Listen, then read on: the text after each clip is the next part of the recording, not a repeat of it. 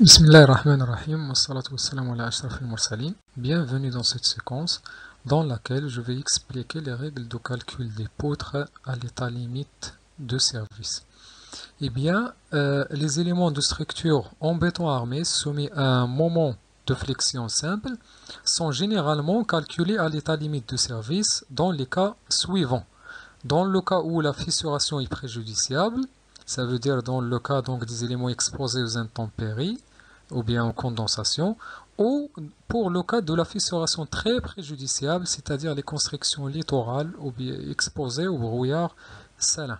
Donc les vérifications à effectuer concernant l'état limite de service permettent de s'assurer du non-dépassement des contraintes limites de calcul.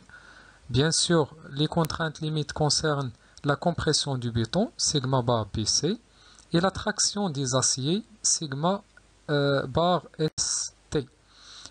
Concernant la contrainte limite de compression du béton, il est égal à 0,6 fois FCG, en général FC 28. Et concernant la contrainte limite de traction des aciers, il dépend des cas de fissuration. Pour le cas de la fissuration préjudiciable, sigma ST bar égale à l'inférieur entre 2 sur 3 FE et 110 facteurs de eta, la racine carrée de eta fois FTG, avec eta en général pris égal à 1,6 pour le cas des aciers à haute adhérence dont le diamètre est supérieur ou égal à 6, et FTG c'est la résistance caractéristique de la traction du béton qui est égale à 0,6 plus 0,06 FCG. Dans le cas de la fissuration très préjudiciable, la formule de sigma ST bar est la suivante. Donc on choisit l'inférieur entre 1 sur 2 FE et 90 facteurs de la racine carrée de eta fois FTG. Bien sûr, pour plus de détails concernant cette contrainte, vous pouvez consulter la séquence relative au calcul des semelles. Le schéma de calcul d'une poutre à section rectangulaire à l'état limite de service est le suivant. Les données du problème sont les suivants. Donc d'abord le moment de service, donc qui est calculé normalement à l'aide des règles de la RDM. Ici c'est une donnée. B, D et D', ce sont les dimensions géométriques de la section, donc déjà vues. FC28 et FE, ce sont les caractéristiques mécaniques du béton et de l'acier aussi, déjà vu dans la séquence précédente. Donc, premièrement, on calcule le coefficient alpha bar. Le coefficient alpha bar est égal à n facteur de sigma BC bar divisé par n facteur de sigma BC bar plus sigma ST bar. D'où vient cette relation? Donc, on a déjà vu que le coefficient alpha est égal à y1 divisé par d. Bien sûr, il faut revenir sur le schéma des contraintes. Donc là, on a le diagramme des contraintes de la section du béton à l'état limite de service. Là, on a sigma BC, c'est la contrainte de compression du béton. Et là, on a sigma ST, c'est la contrainte de traction de l'acier. Dans ce cas, on remarque qu'il existe ici un coefficient n, si vous le remarquez bien ici. Donc, ce coefficient n, c'est tout simplement le coefficient d'équivalence. Il est égal tout simplement au rapport entre le module d'élasticité longitudinale de l'acier par rapport à celui du béton. Donc, forfaitairement, il est pris égal à 15. Et donc là, pour avoir une certaine compatibilité entre les contraintes, je dois diviser ici la contrainte de l'acier par le coefficient d'équivalence. Donc en appliquant donc la relation de Thalès sur ces deux triangles, je peux démontrer cette relation, sachant que là, Y1, c'est la distance entre la fibre moyenne, l'axe neutre, et la fibre la plus comprimée. Et D, c'est la hauteur utile, donc déjà définie auparavant. Lorsque l'état limite de service est atteint, les contraintes sont alors égales à leur valeur admissibles, ça veut dire leur valeur limite, et donc j'aurai ici le bar pour toutes les contraintes. C'est pourquoi aussi on va voir un bar pour ce coefficient, et donc je retrouve ici ma relation. Y1, donc je déduis donc Y1 à partir de cette relation, donc égal à alpha bar fois D. Je calcule le bras de levier Z, qui est égal à D facteur de 1 moins alpha bar divisé par 3.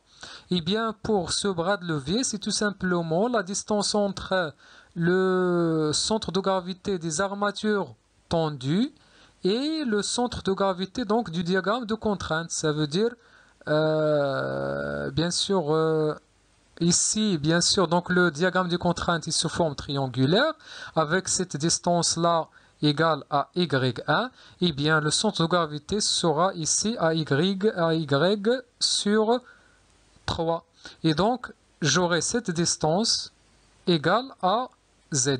Et bien sûr, je peux factoriser par D, donc ça sera D facteur de 1 moins Y1 sur 3D.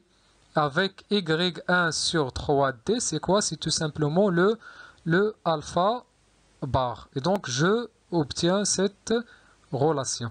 Et donc, je calcule le moment résistant du béton, qui est égal à 1 demi B fois Y1 déjà calculé ici, fois sigma BC bar qui est égal à 0,6 fois FC28 déjà vu, fois le bras de levier Z qu'on a déjà calculé ici. Donc, c'est ce moment-là, ce moment résistant du béton, eh bien, c'est le moment que peut équilibrer le béton sans lui ajouter des armatures comprimées. La comparaison donc de ce moment résistant du béton avec le moment de service doit nous permettre de choisir entre un système avec des armatures simples, ça veut dire seulement des armatures tendues dans la partie inférieure de la poutre, ou bien un système d'armature double, ça veut dire des armatures tendues et comprimées dans la partie supérieure.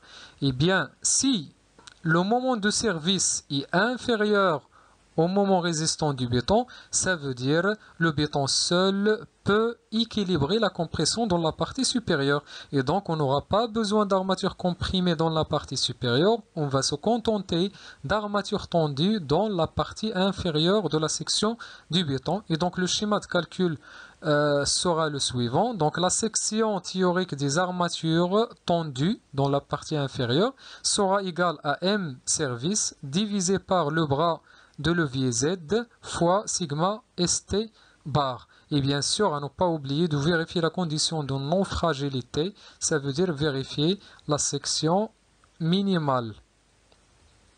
Concernant le deuxième cas, ça veut dire si le moment de service qui l'emporte dans ce cas, eh bien, je dois renforcer le béton comprimé par des armatures comprimées.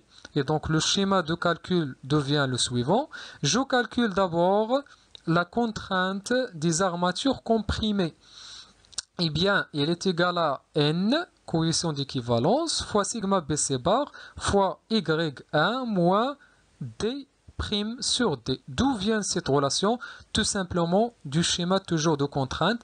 Et bien là, au niveau du béton comprimé, je vais me retrouver ici avec des armatures comprimées. Bien sûr, j'aurai ici donc une contrainte qui est égale à sigma SC dans ce cas. Et pour bien sûr avoir une compatibilité avec la contrainte du béton, je dois la diviser par le coefficient d'équivalence. Et donc, en appliquant la théorie de Thalès, le théorème de Thalès sur ce triangle, je vais obtenir sigma SC divisé bien sûr par N, le tout divisé par sigma BC sera égal à quoi? À cette grandeur-là, bien sûr d'ici jusqu'à ici. C'est quoi? C'est Y1 moins ça. Avec ça, c'est quoi? C'est tout simplement le fameux D'. Donc, y1 moins d' divisé par la distance totale d'ici jusqu'à ici qui est tout simplement y1. Eh bien, on va se retrouver dans cette relation. Je vais vous laisser donc le soin de le démontrer. Eh bien, on calcule donc la section des armatures comprimées, donc qui est égale au moment de service moins le moment résistant du béton, divisé par d moins d', c'est le bras de levier dans ce cas, fois sigma S, c'est déjà calculé ici. Eh bien, pour la section des armatures tendues, eh bien, est égal au moment résistant du bidon divisé par le bras de levier Z, déjà calculé, plus le moment de service moins le moment résistant du béton divisé par le bras de levier D moins D', eh bien le taux facteur de 1 sur la contrainte de traction d'acier, donc limite sigma ST bar. Donc merci pour votre attention. La séquence prochaine concernera le calcul des poutres. Dans le cas de l'effort tranchant, ça veut dire tout simplement le calcul des armatures transversales. Merci pour votre attention et à la prochaine. Salam alaikum wa rahmatullahi wa barakatuh.